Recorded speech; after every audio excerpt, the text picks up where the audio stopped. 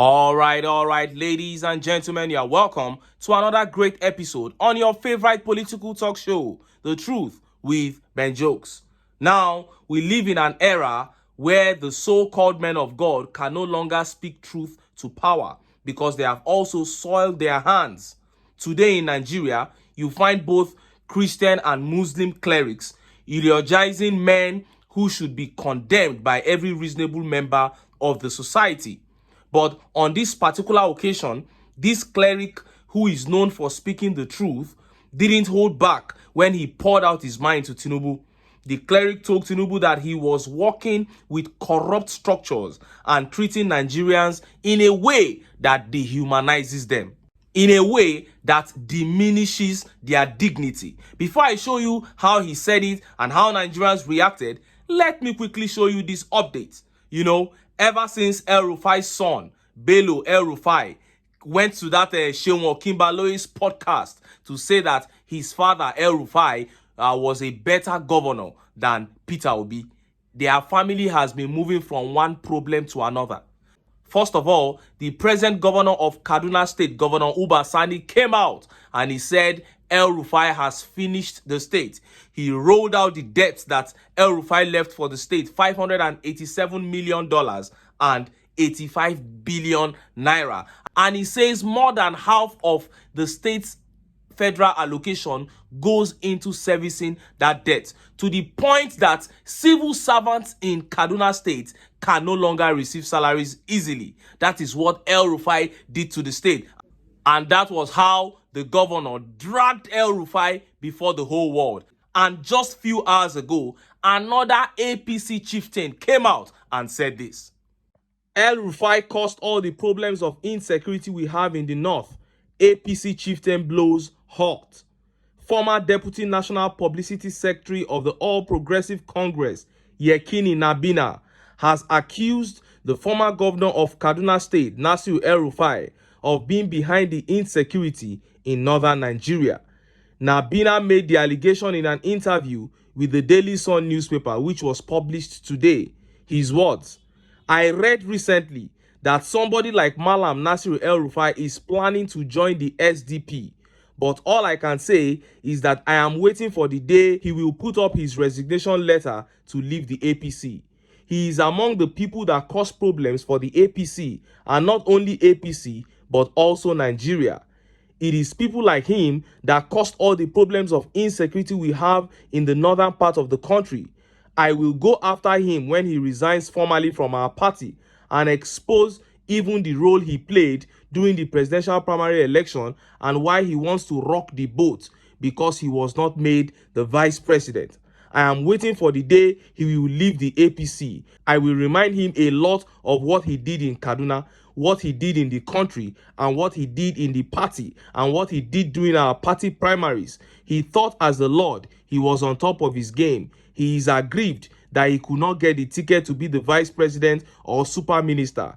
It will even be better for APC if he leaves the party. We will meet him in the field." Now, when we say that the APC are responsible for the insecurity in Nigeria, some people will think we are just making things up. Some will think we are exaggerating or we are just speaking out of hatred. This is a former Deputy National Publicity Secretary saying this, saying that he knows the role that El-Rufai played in insecurity in Nigeria. But as long as he remains an APC member, he is not going to say anything. It is when he puts up his resignation letter, when he says he's going to join the SDP, that they will now bring up a case against him. So tell me, what other proof do you need to be sure that the APC is complicit? This is a Deputy National Publicity Secretary of the APC claiming to have all the proofs of the genocide that El-Rufai committed against the people of southern Kaduna. But he won't say anything until El-Rufai resigns from the APC. What does this tell you about the party APC? Then we have a Shetima, who is heavily linked with all that happened in Borno Maiduguri. We have a Sheikh Gumi, who is the chief negotiator with bandits and kidnappers. Then we have Buhari, who was the spokesperson for Boko Haram during the Jonathan regime. No, These are more than enough proofs that these guys are complicit, and the security situation in Nigeria will never improve as long as the APC remains in power. Now, let us look at what this unique cleric, Bishop Kukar, said in his Easter message. Look at how the papers reported it. TINUBU using corrupt structures to share money, humiliating Nigerians, queuing for palliatives. Kukar. Bishop Hassan Kukar of the Catholic Diocese of Sokoto has called on TINUBU to focus on developing a comprehensive agricultural plan rather than distributing palliatives through a corrupt riddle structure. In his Easter homily on Sunday, Mr. Kukar said palliative distribution when the country is not at war diminishes the dignity of Nigerians.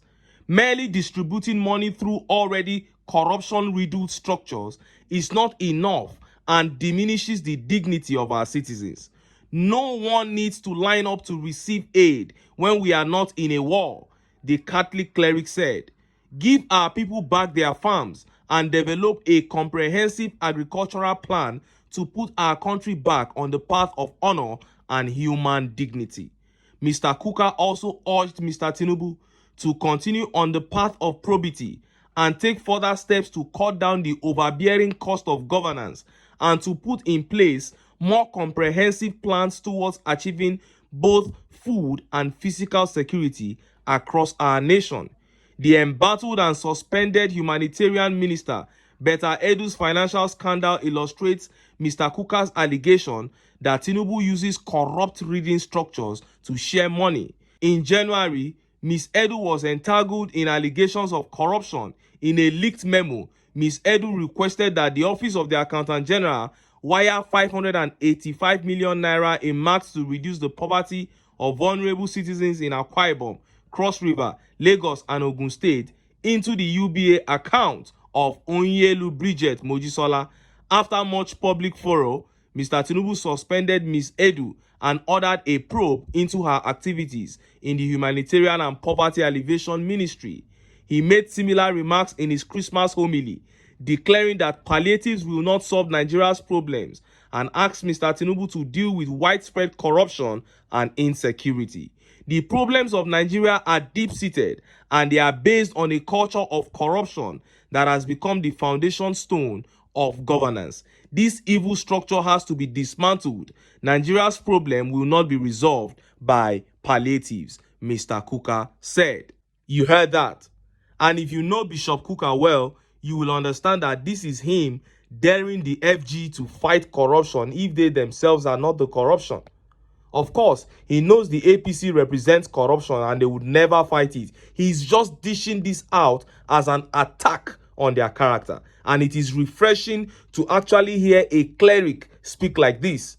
We are tired of hearing pastors asking us to pray for TINUBU, to pray for Nigeria. We are tired of other pastors and imams begging Nigerians to be patient. This one is calling him out directly for the things that he is not doing right, that is bringing the dignity of the citizens down. And this is how it should be. A shepherd should look out for the sheep. And look at how Nigerians reacted. Look at some of the tweet reactions. This tweet here says, I have always said this. When a country is not at war, you don't do palliatives. Create an environment for individuals to gain from such, e.g., power, security. That is it. Nigerians particularly are very productive people. We don't need you to treat us like destitutes, like slaves. Just create an enabling environment and you watch the people thrive. But these guys are not ready to do it. They want the people to continue to remain poor so that they will continue to dominate them in their poverty. And this tweet here says, truth and nothing but the truth. Go check his antecedents and you will be amazed. It is just a replication of what happened in Lagos. He keeps strengthening the criminal structures to protect his ineptitude while the citizens suffer. Nigerians have to rise and take back their country. And this tweet by Unapologetic Refined Arewa says, palliative is a tool created and used by Nigerian politicians, APC, to chain and enslave Nigerians. reject their palliatives to instill fear in them that may lead to forcefully make them do the needful. Well, you have a point, but I don't see these guys ever doing the needful. Instill fear in them and ultimately get them out of there. That is what we should do. And this tweet here says, why palliative in the first place? Are we in war? Ministry of Palliative Humanitarian is excelling higher than Ministry of Works and Creativities. Evil politicians created that good-for-nothing ministry to keep their citizens in forever poverty. That is it. Well, it is what it is. With each passing day, the APC continues to show that they are up to no good. And my message remains the same. Nigeria has been grossly mismanaged for many years, no doubt. But the country is still redeemable. We can still have the country of our dreams if we can put tribe and religious differences aside and confront the common enemy, the wicked political class. The wicked political class in PDP and APC. Get them out of power and bring in a man whose heart beats for the people. But until then, make I still enter town. Make I go get some ogbonge political news wey una go like. Why? Because of una. Now I dey here, so don't go away.